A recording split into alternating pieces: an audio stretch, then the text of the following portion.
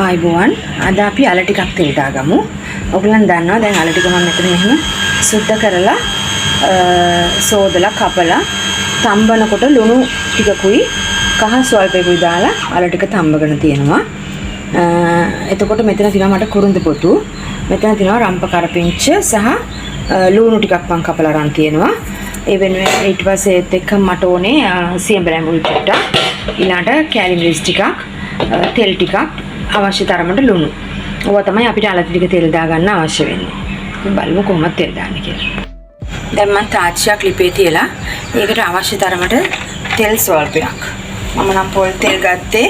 ඔයගලන් කැමති තෙලක් දාගන්න. ඔයගලන් කැමට ගන්න ඕන තෙලක්. ඊට පස්සේ මම මේකට දානවා. ඊට පස්සේ මම මේකට දානවා කැලි මිරිස් ටික. ගින්දර අඩු කරගන්න. අඩු කරලා කැලි මිරිස් ටික අවශ්‍ය තරමට කැලි මිරිස් දාගන්න. ඊළඟට ඒකට මම දානවා කුරුඳු පොතු. ඊළඟට රම්ප කරපිංච.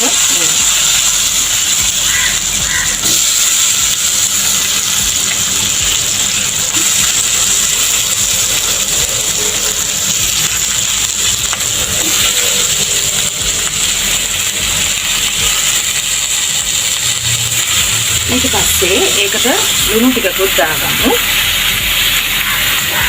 අවශ්‍ය තරමට ලුණු.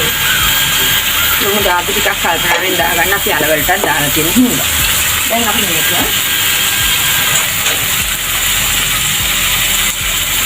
පොඩ්ඩක් හැඳි ගන්න.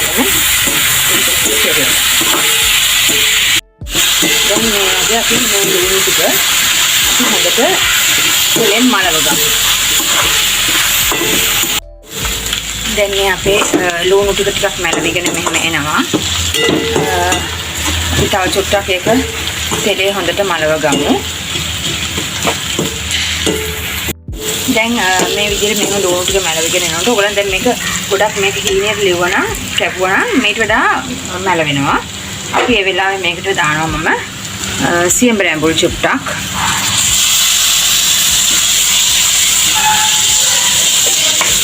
ගොඩක් නෙමෙයි ටිකක් වෙන සියඹ රැඹුල් දානවා.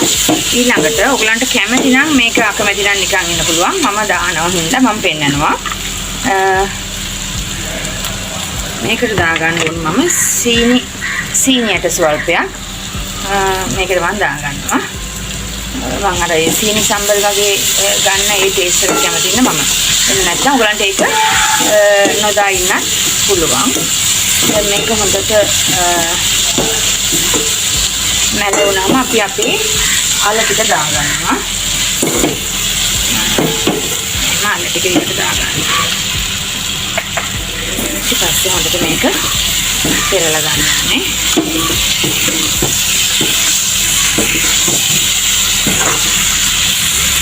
ඉතින් මේ ආකාරයට මේක හොඳට පෙරලා ගන්න.